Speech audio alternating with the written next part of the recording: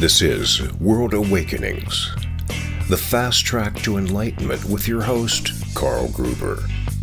World Awakenings is a podcast dedicated to opening your mind, your heart, and your eyes to the fact that the world's population is now, more than ever, awakening to all things spiritual, metaphysical, and enlightening, and just how they play an all-important role in our daily life. So join Carl on this enlightening experience as he interviews metaphysical and spiritual experts to discuss, debate, and delve deeply into the hows and whys of this worldwide awakening. Before we get into today's show, here's another chat with a man known as the Wizard of Wellness, Dr. Glenn Swartout. Dr. Glenn is a naturopathic healer from Hawaii. Now, this week's health question is about something many of us have quite a problem with, and that's falling asleep at night. Dr. Glenn, is there a natural remedy that can help someone with sleep challenges? A lot of herbs, there's nutrients that are precursors that the pineal will make into melatonin. There's melatonin itself, which is the hormone of darkness, the hormone of nighttime and sleep, produced by the pineal. It's also produced all the time in our mitochondria. It's actually one of the most important antioxidants in the body. But as far as sleep, what I've done is put together all of those precursors, melatonin, the herbs that are relaxing and soothing, soporific we call it, soothing to the mind and sleep inducing. So we're hitting all the different notes in the music that helps us go to sleep. And we need a actually fairly high amount of melatonin, about 20 milligrams, not all at once to go to sleep, but we need that much spread out evenly through the night. This is what our pineal would make and put in the blood if it's working properly. But we know a lot of times the pineal is not working properly due to fluoride or electromagnetic stress in our modern world. So we put that much in one capsule to help you fall asleep and stay asleep through the night. And we put it in with herbs that form a gel, so it's slowly coming out, slowly coming into the body, giving the same blood levels that your pineal would make.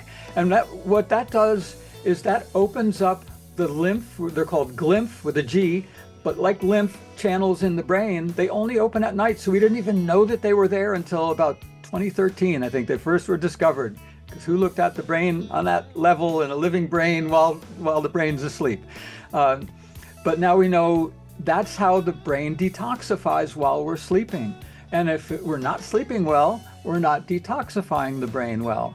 Now, I'm an eye doctor too, so the retina is embryologically, it's developed as part of the brain. It's brain tissue. It needs that melatonin as well to heal and cleanse from blinding eye diseases. So then I developed a second formula just in case there's people who have a different pattern where they have trouble going to sleep or not, but maybe they take the brain cleanse, I call it, and go to sleep. But if they wake up in the middle of the night, or they don't need brain cleanse because they fall asleep, but they wake in the middle of the night, and they're awake from 1 to 3, which is when the liver meridian is most active, and the liver and the brain have the strongest electrical polarity in the body. So if the liver is stressed, that can throw off the brain at that time. And it's when we should be cleansing that whole system. The liver's most active, and the brain is cleansing. So it's called sleep synergy, or syntropy. I think I changed the name. I like the word syntropy because it's the opposite of entropy. Entropy is how things fall apart. And syntropy is how we heal, how life works, how we increase in organization and create the blueprint of our design of how we're supposed to be. So sleep syntropy you can take in the middle of the night. It has only a homeopathic dose of melatonin, not enough to affect grogginess when you wake up or that sort of thing. Wow, what an incredible, beautiful answer. Some things that we all need to think about. If you have that issue, take a listen to what Dr. Glenn said. So we hope you enjoy this feature on natural and healthy treatments and healing with the Wizard of Wellness, Dr. Glenn Swartout. Now, if you have a health issue you would like to ask Dr. Glenn, email them to me at kwgruber@yahoo.com. kwgruber@yahoo.com, and we will feature your question on an upcoming show. Also, if you would like to purchase any of Dr. Glenn's natural remedies, go to his website, remedymatch.com, and put in this code for 10% off, AWAKE, all capital letters, AWAKE, to receive the World Awakenings discount and also a free wicking toothbrush set.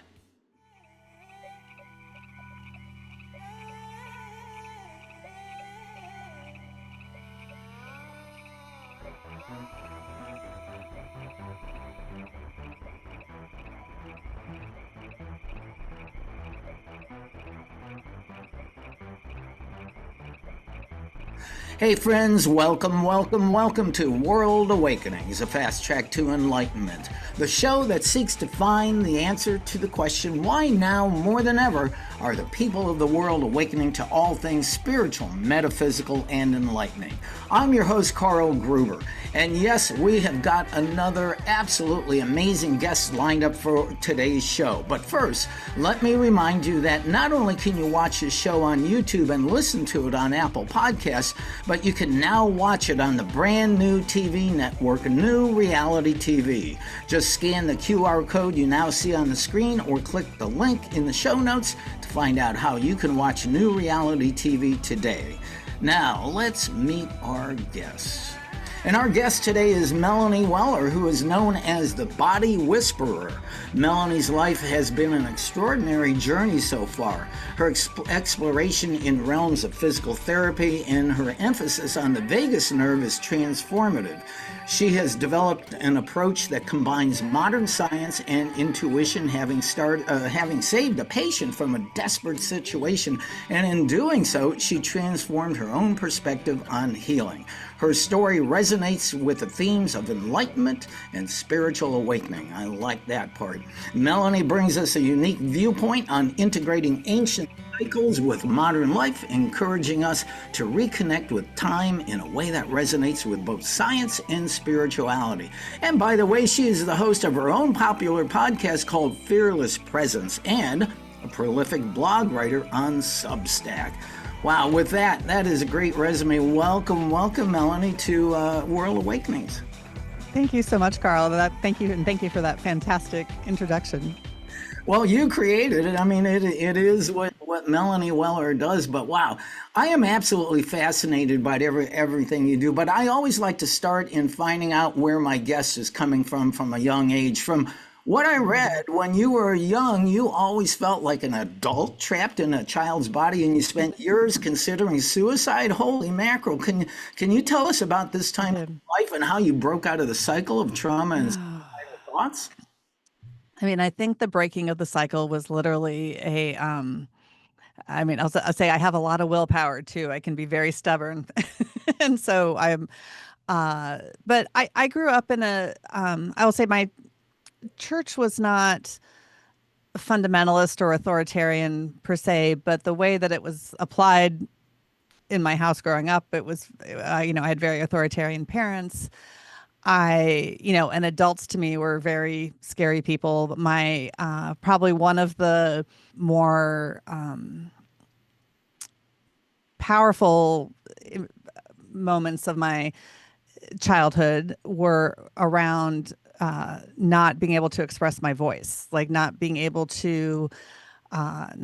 to grieve my grandmother, not being allowed, or being told not to cry, not being allowed to sing. I had to be in church choir, but the choir instructor made me mouth the words, especially when we had important, quote unquote, important performances. And I grew up in the DC area, so we performed at the Kennedy Center and, had some opportunities for other visibility just because of our geography. And so I got really good at biting my tongue and suppressing my voice, and when you do that long enough, I think all the anger that I had about that I would have been very appropriate to express in some way outwardly, I ended up reversing it and directing it inwardly at myself. And I will say the universe, like the gift or one of the many gifts of my midlife crisis or my midlife spiritual awakening, which I often call it, in the midst of a health crisis, marriage crisis, and lawsuit crisis, is that it really turned all of that self-destructive stuff off in a remarkably amazing way. And I wouldn't wish that upon anybody, but I also wouldn't change it for anything either, because it was hard to go through. But like my life just turned upside down enough that I would say that my circuits reset themselves around that, and certainly there were and I had all the reasons in the world to live. I've got amazing children and an amazing husband. And it was like, but when and I'll say I really probably needed my life shaken up because I would still be doing something much more traditional or keeping the more metaphysical or more spiritual part of my practice more secret than I do now.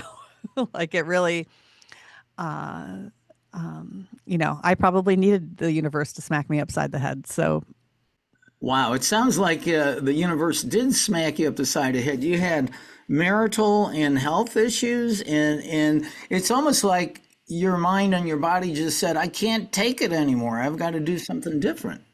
Yeah, absolutely. And it was also very clear that the universe, and I had a professional lawsuit against me too. And so I was like, oh, well, if I'm not doing this with my life, what am I going to do? I have to figure something else out if I lose my license over this, which I didn't. And it ultimately got dropped. It was a very nonsensical situation, but you don't really know how those things are going to go once they get formally filed. Well, yeah. And the fact that you weren't allowed to speak your mind when you were a child, I mean, doesn't it make you think how many children throughout all of history have had trauma and issues because of that? Because it's always been said children should be seen and not heard throughout all of history practically. Absolutely. And I think that I think no matter how old you are, when you one of my gifts, I think really professionally, is to be able to see things, to be able to kind of have a 60,000-foot view over things, and that's, certainly my work kind of body of work has this very high level perspective, connecting a lot of dots underneath it. And I think I probably always had some amount of altitude over that, and seeing my parents are very good people. They, but we all come with our trauma, and, generationally, they just didn't get help with it in the way that people would get help with it necessarily nowadays. Yeah. And it, and just seeing some of the absurdity of the behavior, I think I just always felt really aware of that. And there's probably, I think one of the hardest things for anybody is kind of feeling like the only sane person in the asylum, seeing what everybody else is doing and being why can't you just do it differently? Or what is this that's driving this kind of behavior? And I totally, now as an adult, I really understand it, the behavior of my parents just through the lens of trauma, and their life experiences. And so, we're all doing the best we can. And my children will probably end up in therapy someday too, talking about me. But we certainly had much more open conversations about how they were feeling and whatnot, because I didn't get the chance to do that. When I expressed how I was feeling, the answer was, no, that's not true. Well, and feeling like the only sane person in the asylum, looking at what's going on in the world, I guess we kind of are an asylum. We're all kind of there, right? There's it is really absurd right now, for sure. And I think that, maybe the collective is sort of getting smacked upside the head, not in the way that any of us want it. But we're certainly the veil of politics has been pulled to the side, Like we're certainly seeing all the corruption in plain sight. I live in New Orleans, and yeah, I've people here often. I've lived here for about 16 years, but people that have lived here even longer always say there's corruption everywhere. They just don't hide it in New Orleans. And now I feel like we're not hiding it at any level anymore. A lot of veils are being pulled aside these days, but let's go back. Your main career, you started as a physical therapist, right? And you're still practicing. Absolutely. I'm still licensed, and I've got a few. I started in athletic training first, actually, and then I went to physical therapy school. And later on got my board specialty certification in orthopedics. But yes, so I am all. But yes, I practice as a physical therapist in Louisiana. And Tennessee, for that matter. Okay. But so you're a physical therapist, but now you're known as a neurotheologist and as the time whisperer and the body whisperer. Get to this. What is it? Well, my physical therapy patients have always called me the body whisperer because I just have this very gentle set of techniques that I come out of a body, was learned very early and after graduating from PT school. A series of techniques under the umbrella of what's called strain counter strain. And that's basically where you take a structure and put it on slack and hold it there so that the neurological mechanism that's keeping it tight can reset itself.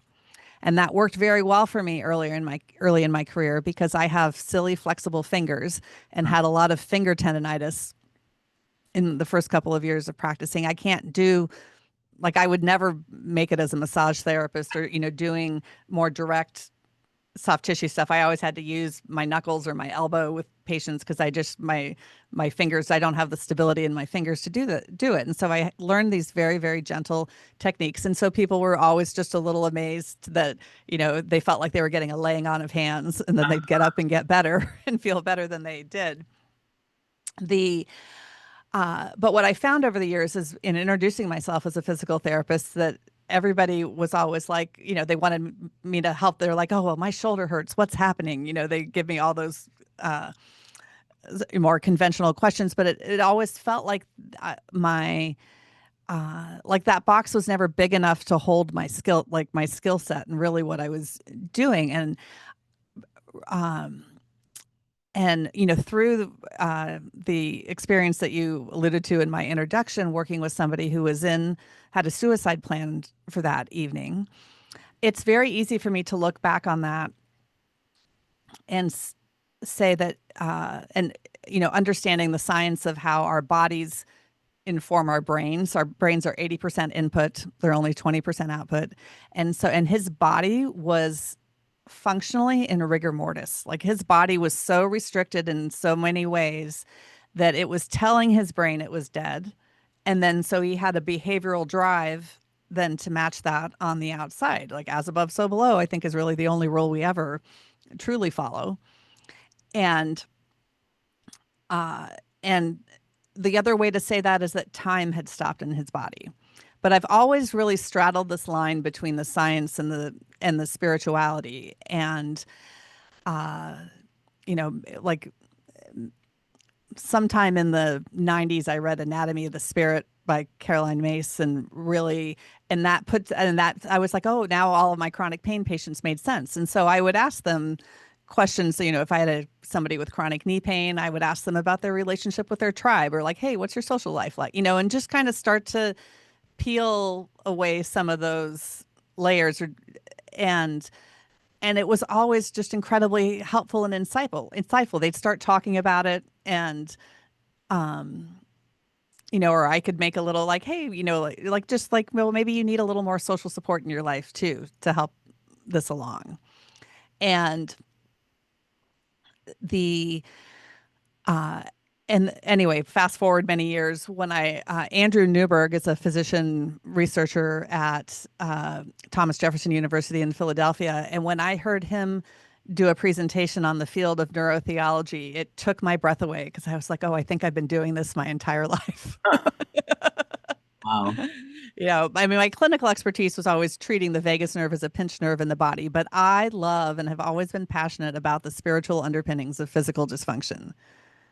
That really, why did this happen in the first place? Because it's never just or it never felt to me like things just happened for no reason. And especially in chronic pain, sometimes we fall or have an accident, and that seems, that's a more obvious, though I think there are spiritual underpinnings to those kinds of events too. But when we get autoimmune diseases, when we get, have, like I've had a lot of foot pain, my mother's had a lot of foot pain, my grandmother had a lot of foot issues, that like you get these generational things. Like it always was obvious to me that there was more than just what was happening in the moment attached to these things. And in the midst of my midlife crisis, I turned to astrology. Okay. And to figure, because my life wasn't making sense.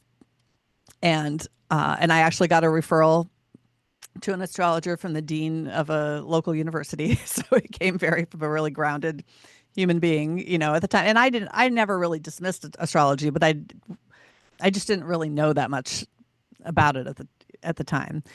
And and I had been in this space because this was all in the midst of everything, where I had done some reading and understood that mythology was a way of talking about scientific things. Like, for example, the ancient myth of Isis and Osiris is the story of the Earth's precessional cycle. They just told it in story form so that people would remember it, because we're all wired for story, not for facts.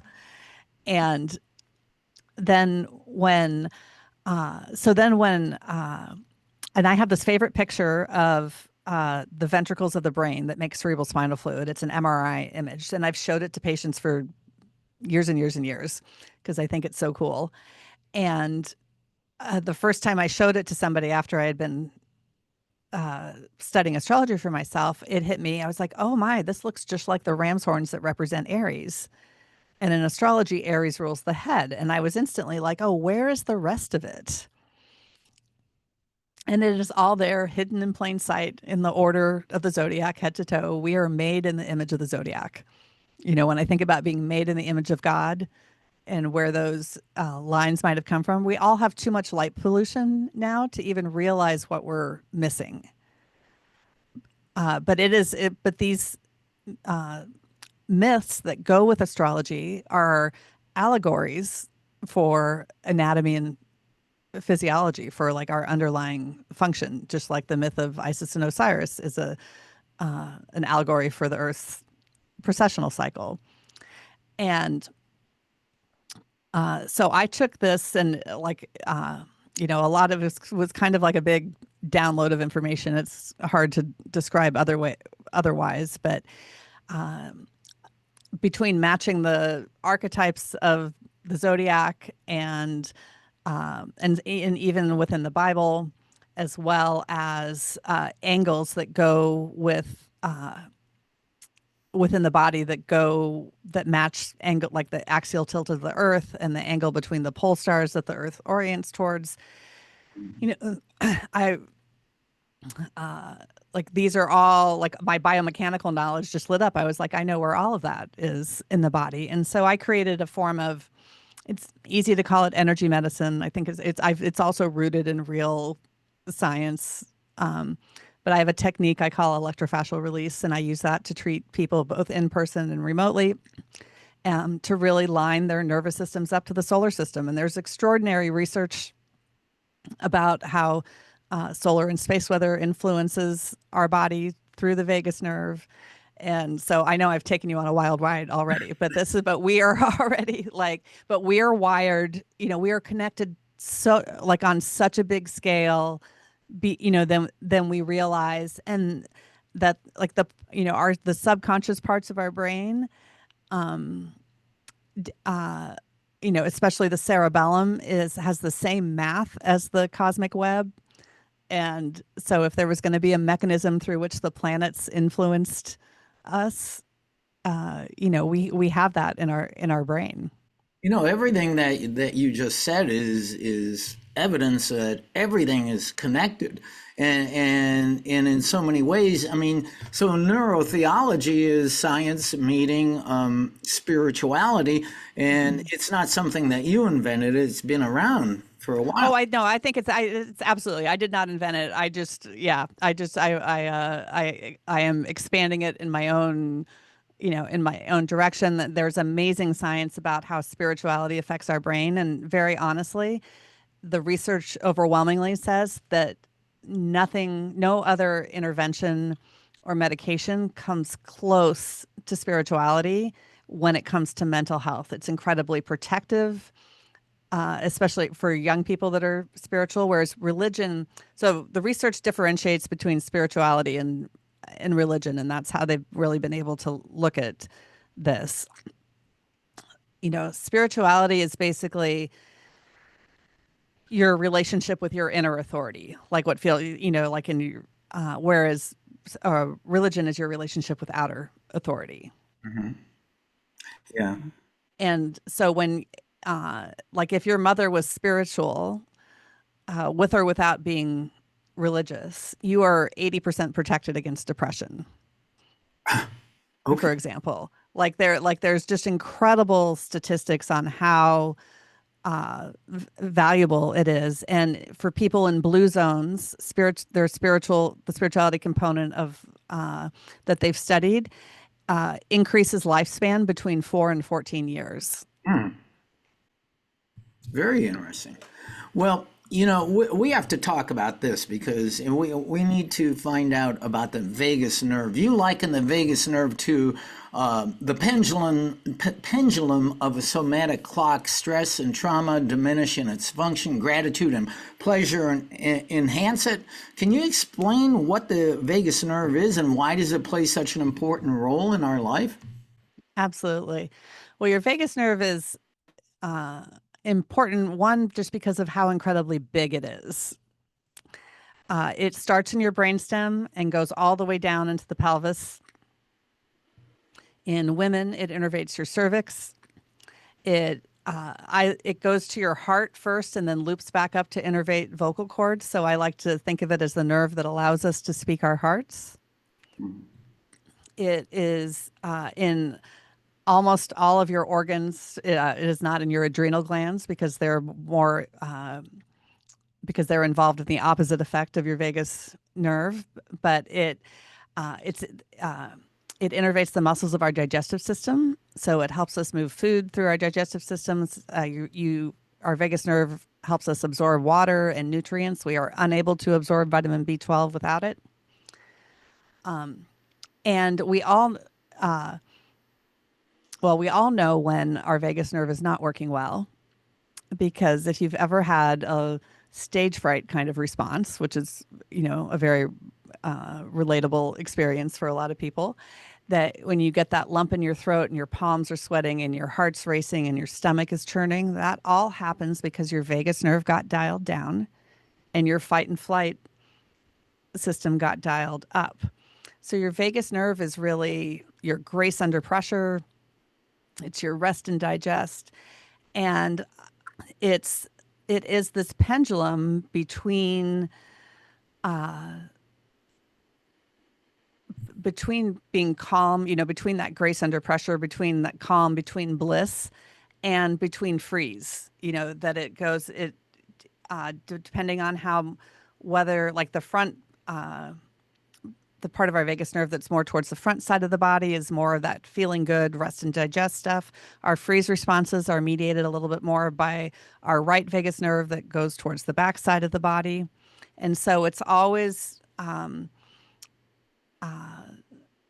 your vagus nerve, how well it works really determines not just how calm under pressure or how zenned out you can be in your life, but it also predicts how, vagus nerve function predicts longevity with pancreatic cancer. So the better your vagus nerve functions with a pancreatic cancer diagnosis, the longer you will live. As a physical therapist, I always really love treating the vagus nerve as a pinched nerve and treating those open, these specific anatomical thresholds where it can really seems to get caught more easily, because it reduces inflammation. So people that just weren't getting better for other reasons, they would like I can remember once having a bunch of middle-aged ladies who were probably my age with knee pain, and the magic technique that I had always used for that didn't seem like it was working all of a sudden. And so I remember reevaluating them all and treating their vagus nerve at the base of their skull. And when I decompressed the vagus nerve at the base of their skull, their knees started getting better.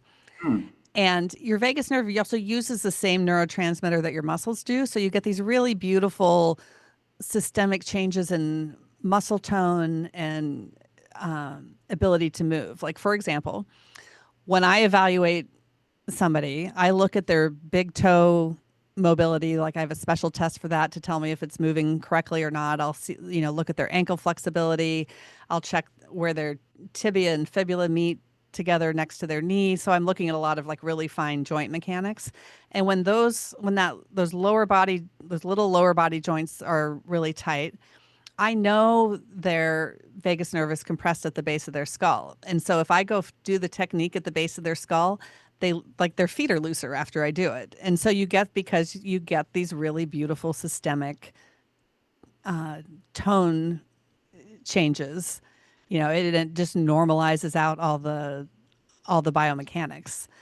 And so it gives people better shock absorption for sure. And I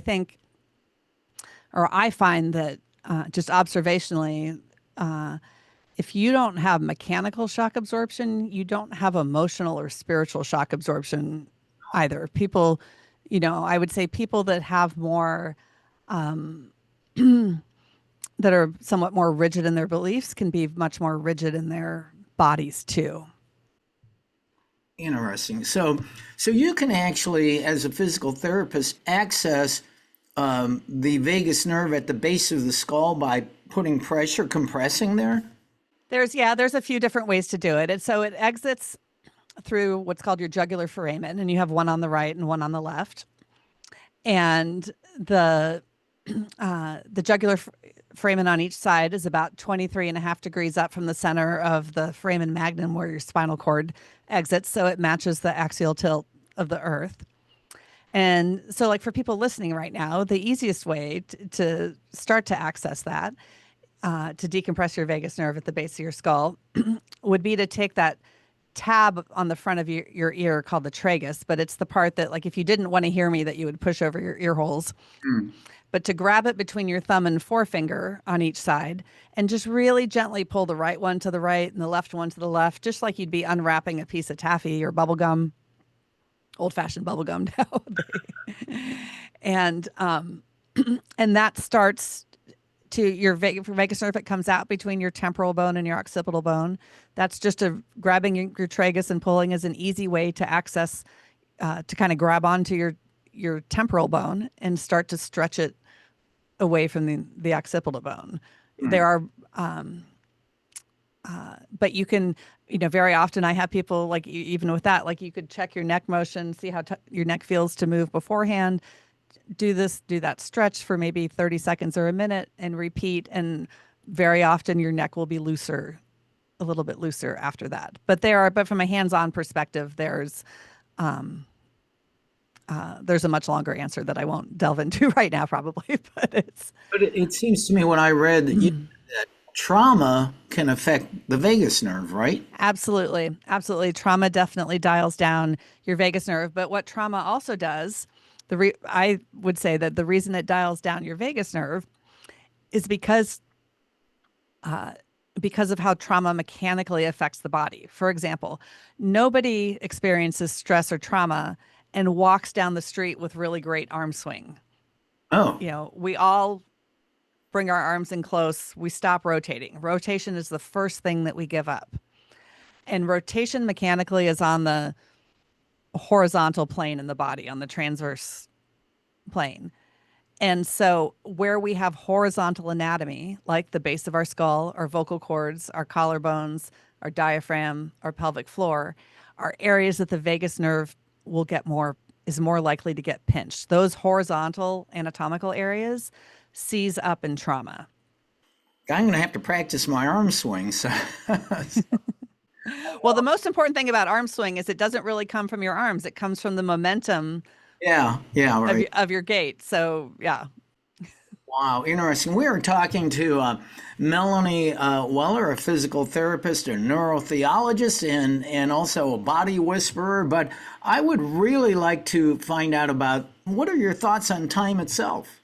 Time, I think that with time, I think we're all kind of like fish uh, that don't know the water exists. I think we're swimming in time and we're so close to it that we really don't know what it is exactly it is. I mean, I understand a lot of the physics around it and the science around it, but what's really interesting to me is that the common thread between mental health diagnoses, neurological diagnoses, and orthopedic diagnoses is time perception and processing. And for all the zodiac, the astrology that I've talked about so far, even if you don't believe in astrology, the zodiac is a clock. Yeah. And we are made in the image of that great clock. So our bodies are clocks. So like we're moving through time and time is moving through us. And the same parts of the brain that you would rehabilitate for trauma are also very involved in time perception and processing. So trauma really alters your ability to perceive and integrate time. So like in the research, they'll do certain tasks and, people with different diagnoses will underestimate time or underestimate time, for example. And, but when you organize time perception and processing in the nervous system, then then life gets more organized for you. You have less pain, you have fewer triggers. Your behavior is easier to change. It's interesting talking to so many guests over the years. And I'll admit, I've been really fortunate. I've really basically been pretty trauma free my entire life. And I'm so blessed and grateful for that. But how many people experience trauma? I mean, even you as a youngster, you experienced trauma from people silencing you. Oh, right. I mean, trauma is definitely the norm. And I really value my own traumatic experiences as guardrails that really kept me on my life path to get here right now. And I know that that doesn't happen instantly, and certainly, I think the thing that, it can be more challenging when you have one giant episode of trauma than when you have like more little episodes, or it's different, but your nervous system really doesn't, see the difference. If you hit your thumb with a hammer really hard and you need to go to the emergency room to get stitches and a cast and all that kind of stuff, your thumb has clearly had a big trauma.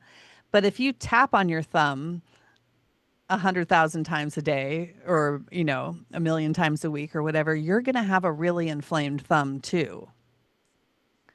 And so we, as humans, I find people really like to, we like to rank these traumas. Like this one is worse than this, than that one, or my trauma is worse than yours or not as bad or whatever. And your nervous system does not care. The trauma is trauma. And sometimes, things that are relatively little, for a system that's been hypervigilant for a long, long time, an event that seems very minor, like spilling milk, might really set them over the edge versus like somebody that's had a bigger trauma, but maybe not as much in between. Does that make sense? Yeah, that's interesting because trauma builds up simply like stress. And when you have stress or trauma built one on the other, it creates blockages within your body, energy blockages. It's really just about contrast, because contrast is the language of the nervous system, and neurons fire or they don't. There's no in between. They work on an all or nothing rule. And you wouldn't go to a movie, read a book, see a play, watch a TV show, and rave about it to your friends if it didn't have enough contrast in it, because it would be boring. and your nervous system will not let you live a dull story. Like you are in the middle of this incredible epic story where you're the star, and and we are more afraid of being bored than anything else. Yeah, that's true. Well, just going back for a moment on the subject of time, Mm-hmm. spiritual teachings such as A Course in Miracles and Hinduism say that time is not real, and that it's just an illusion of the ego to keep us thinking that everything is separate and out of unity consciousness of all that is. What are your thoughts on that? I don't think that, like, I understand that perspective, but we all work on these, time, I think, like, especially when I think about this age of artificial intelligence, you know, and think, well, what is our real intelligence? I think historically, our real intelligence has always been our relationship with time, and how the moon tells the time of the month, and the sun tells the time of the year, and the equinoxes and solstices tell the seasons. And we all, when you really look at astrology and I've had the opportunity to delve in not just to Western astrology, but into Vedic astrology, and looking at, and even a little bit into the Arabic system, and seeing, how different cultures or these different ways to interpret it, that are, very often, like, our cycles of illness are deeply programmed into us. And, and that our karma, what we're working out is really all about time. And our belief systems were, regardless of what they are, whether you're an atheist and you believe not everything stops when we die, or if you believe in eternal life, it's like spirituality and religion is all, I'll say especially religion, is all about your relationship with time.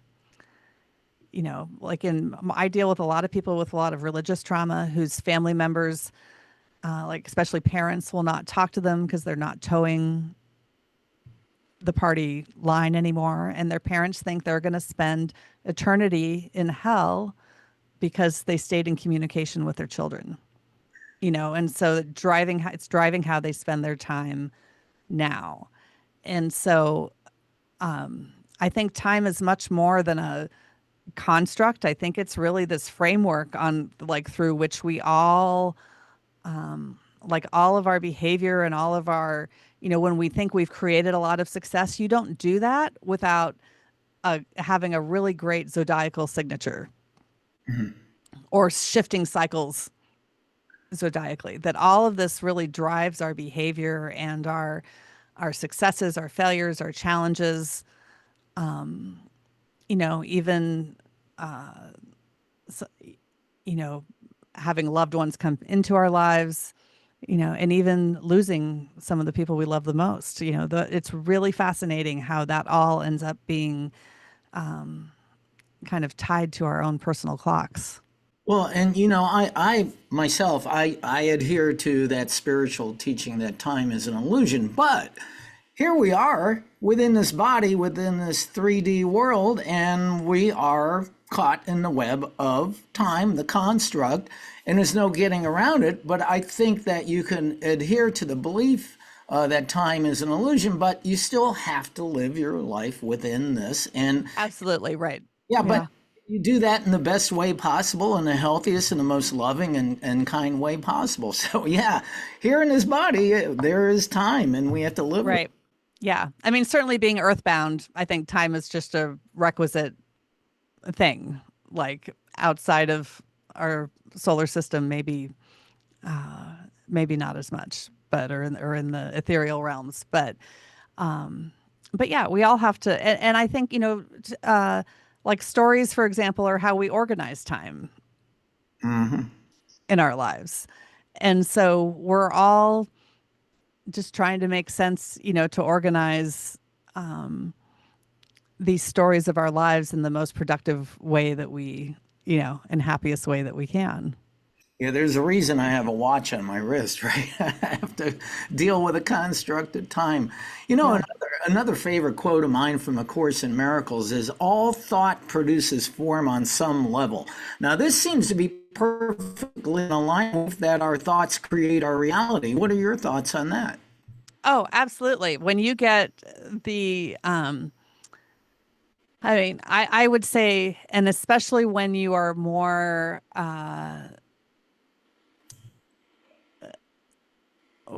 well, because thoughts are, especially if you're going to think about your goals and aspirations, for example, as thoughts, or something that you're desiring, trying to manifest as a thought, that you're trying to bring that reality through time, to kind of pull it from that ethereal time, like into you're trying to bring that into real time. And so I absolutely think that, and I think that if you're, the more organized your time perception and processing is, the better you are at manifesting Yeah, I agree. things. Yeah, I think so too. I talk to many people and I say, everything's energy. Your thoughts are real energy, and just because we can't, they're in a spectrum of light, we can't see. If we could see our thoughts, we'd see these little, rockets Oh, shooting off all the time. absolutely. Well, and you can't have a different thought, or it can be really challenging until you really change your body. You have to change the way your body's informing your brain. When you decompress your vagus nerve, for example, when you get, and do different somatic techniques, but I would say especially vagus nerve decompression, it opens up the ability for you to have different thoughts. Like that's why somebody can go from having their suicide planned or ideating about it heavily to wanting to live and being able to really move forward and have a different perspective on life. It completely, that one experience for that patient, it completely changed the way that he thought in that moment. And I've seen that over and over and over with people. Your body is informing your brain. And if you want a different way of thinking, or that something about your body has to change, that information has to be able to flow more freely. Yeah. I find that my vagus nerve system aligns very well with the Chinese medicine concept of qi flow. And it's like if the qi, if you can't move it up through your body to your brain, you can't get out of illness mindset. You can't get out of lack mindset or whatever, like you've got to be able to move it all the way up. Yeah, that analogy in chi and the vagus nerves makes real sense to me. Yeah, that's a good one. You have your own podcast called Fearless Presence, but I do. what exactly is fearless presence to you? To me, fearless presence is bringing together science and spirituality, like your expertise and your intuition, that it's bringing together these, so that you're really showing up fully. Medically, we all get trained to really compartmentalize, and a lot of people do. You show up to work with your work hat on and you don't bring your personal life to work. And I get that. It's like especially when you're working with other people, it's not all about you. But but those intuitive hunches and those, when I showed up for this person in that story, what really, I did all my best technical work, and I really, I gave him a mediumship reading that surprised even me at how accurate it was and specific, and, channeled him a message from that person. And it was really, it was a beautiful experience where like I showed up fully. And when I brought those two pieces of myself that I had really kept separate, or had really kept, at least, kept my intuition a little bit more secret and danced around that topic with people, I just showed up fully with it. And, and in a situation that doesn't even really fall in my professional expertise was 90% resolved in 90 minutes. So you have mediumship abilities. You're able to I be. do. I do. Wow. I don't advertise that. Uh-huh. But it is, but when it comes, like in the moment, it's a very intimate experience to have your hand on somebody's body and even to have your hand, like to hold somebody's heart or to hold somebody's kidneys or to, like to be like, energetically so deep in their, in their bodies. And the, and I recognize that my ability to, like for the energy medicine that I do, or when I've always been very good at like seeing metaphor in the body or, having an image of what's happening. And that's the same muscle as the mediumship muscle. I don't do too much in the way of, mediumship, uh, these days so much, but it's the same, but like, it's just the spectrum, I just choose kind of not to, I choose the direction to use my intuition and really being able to kind of see those that zodiac in the body and really feel for it as part of that. But I find that it's also I've taught other people how to do it, and it's very like anything. I mean, I think mediumship is a skill that we all have and that we can all develop that. Wow, this is very cool. We're discovering new abilities of Melanie Weller. It's Well, we're going to kind of wind down here a little bit. Just quickly, if you could, I was reading one of your recent blogs in which you state that there's a missing link in healing. What is that missing link? Oh, it's hands down time that we're not. I don't think we need to be trauma informed. I think we need to be time informed. And so I've branded my system like we really don't have trauma. We have timestamps. Hmm. Of good things and bad things in the body, and hard things. But like our nervous system, we get time stamped, and there's certainly the neurological piece of it. There is a uh, like a geometric and geographical part of, like there's like the location, energy of the location is part of that time stamp. It affects the geometry of your body. And then there's the mythological part of it, or like the story, this archetype, how what the archetypal aspect of it is. And so when you can really address the entire timestamp, it dissolves trauma, I find much faster. And we will never sell trauma informed care to the whole world because not everybody wants to do it. But people would like to have a different relationship with their time. They might want more playtime, more me time, more family time, more prayer time, more wellness time, or whatever, and you can really assign that. You can break that down very clinically throughout the body to be able to help them get that. Well, this is everything you've been talking about. A lot of it is new to me, and it's just opening my mind to so many new things that I hadn't really considered. And I think if people go to your website, melanieweller.com, they would find out more. And I saw that you do many beautiful things like retreats. You have a 40-day challenge come, and you even offer a zodiac and Vegas nerve workbook, right? I do. I do. And the 40-day challenge and the Zodiac and the Vegas Nerve Workbook are all free. It's a great way to kind of dip your toe into all of this. And I do have a retreat next month in July of 2025 in Nashville Okay. area, and another one in the south of France at the end of September. So if anyone's interested in that, I'm easy to find. Reach out. Yeah, that sounds like a wonderful stuff. And so the best way for people to connect with you is go to your website, melanieweller.com, right? Yes. Yep. Absolutely. That's definitely the best way. You can find me. You can also find me on Instagram at Embody Your Star. Oh, embody. Okay, I'll put those links in the show notes, and just amazing stuff again. And oh, by the way, don't forget, there is this beautiful website called Substack. I do a blog on there, but Melanie's got some beautiful blogs on there. Go to Substack and look her up. I really enjoyed reading your blogs.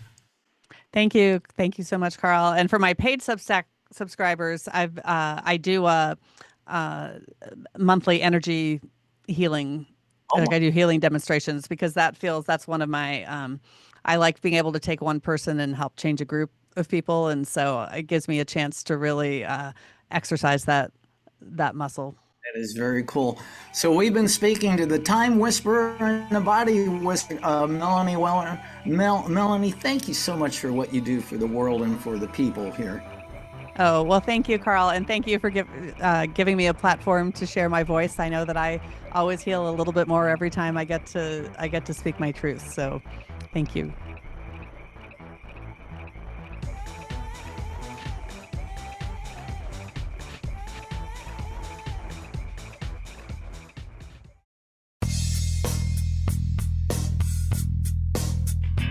This has been another episode of World Awakenings, the fast track to enlightenment with host Carl Gruber, a certified law of attraction life coach. We welcome you to tune in to each and every episode of World Awakenings as we open your mind, your heart, and your eyes to the fact that the world's population is now, more than ever, awakening to the truth of all things spiritual, metaphysical, and enlightening, and just how much they play an all-important role in our moment-to-moment daily life. Much love and light to you, my friend, and thank you for tuning into World Awakenings.